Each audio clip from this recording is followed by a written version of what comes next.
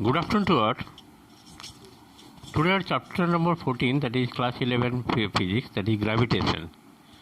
Chapter number 14, unit 6.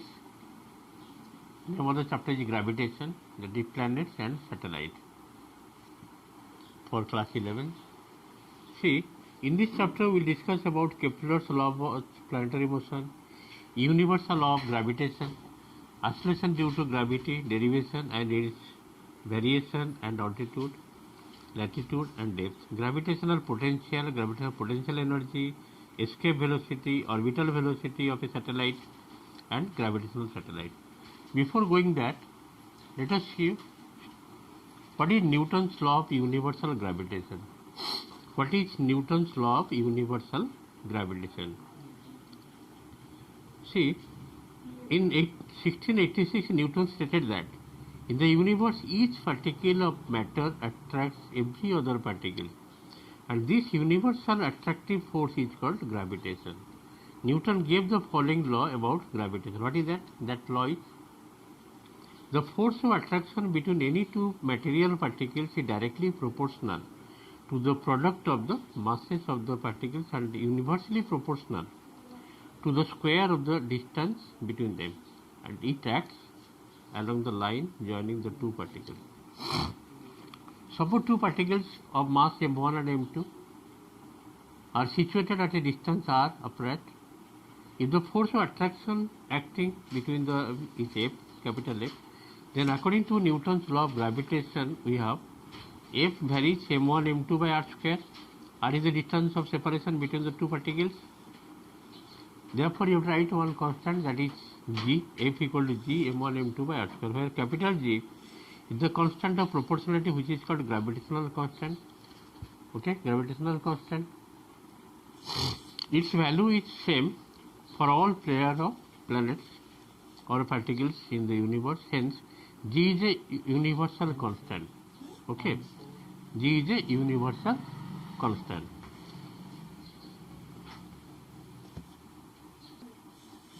Now, although Newton's law of gravitation applies strictly to particles' main point masses, but it can be applied to external objects as well, as provided the size of the object are small compared to the distance between them. For example, the moon and the earth are the far enough apart so that to a good approximation we can treat them both as point masses and apply the law of gravitation.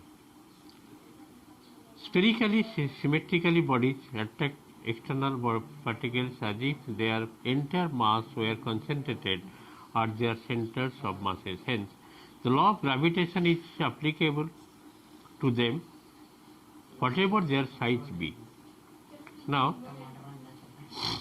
the evidence in support of Newton's law of gravity. What are the evidence? Number one, it is a universal law. It explains motion of heavenly bodies, particularly that of planets, the moon and the sun. Second one, the prediction of solar and lunar eclipse on the basis of the law come out in perfect agreement with the actual observation. Third one, tides are formed in oceans due to gravitational attraction between moon and ocean water. Fourth, the prediction about orbit and time period of artificial satellite made on the basis of this law are found to be correct. This is all about the Newton's law of universal gravitation, where according to this law, F is equal to G m1 m2 by r square. G stands for constant of proportionality, which is called universal constant. The law of gravitation can be written in vector form also. Okay, just to follow here, we are considering two particles, two point masses having m1 m2 at a distance r apart. That means here distance is r, that is 1 to r, 1 to 2 be unit vector pointing from masses m1 m2, and r21 a unit vector pointing from m2 to m1, just reverse. Then the gravitational force, that is F1 to 2, extends on m1 by m2 is given in magnitude and direction by the vector relation, that is F12 means minus G m1 m2 by r square r21, that is unit vector. The minus sign indicates that F12 points in a direction opposite to r21. Here r12 and here r21 written opposite.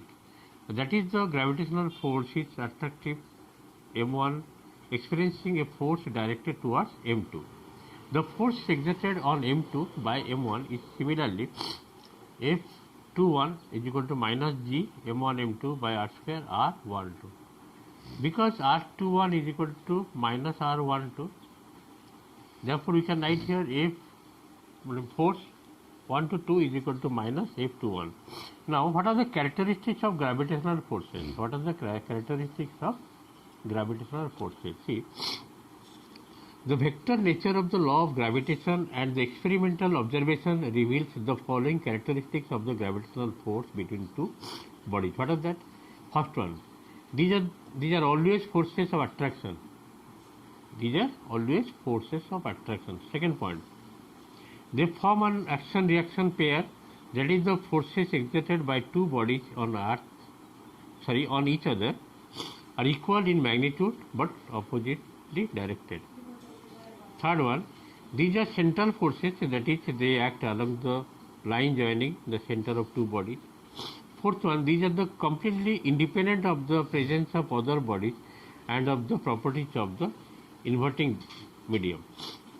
Now, how to calculate the value of capital G? As per the mathematical formula, F is equal to G m1 m2 by r square. Putting m1 is equal to 1 and m2 is equal to 1 means unit mass and distance is equal to 1 unit, then F is equal to capital G or G is equal to F. Thus, the gravitational constant G is numerically equal to the force with which two particles each of unit mass is unit, mass m1 and m2 are 1 kilogram, and placed at a unit distance apart attract each other. That is the definition of capital G. Now, this capital G will be F r square by m1 m2. So, as for the dimensional analysis, we can derive the dimension of capital G. How to find out dimension of capital G? Just you see. F r square, F means what? Force mlt minus 2, r means length, L square by m into m, that is m square. Finally, we get m to the power minus 1, L cube and t to the power minus. This is the dimensional formula for capital G, that is universal gravitational constant. Okay, universal constant. G stands for universal constant or gravitational constant.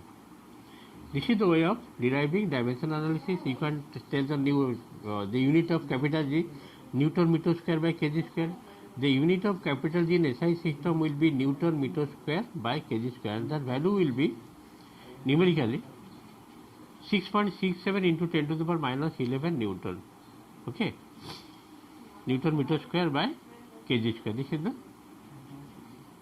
the constant capital G. This value is this one. In this, I have discussed few things about universal law of universal gravitation, that is Newton's law of universal gravitation. Next, I will discuss more. Thank you for today's class.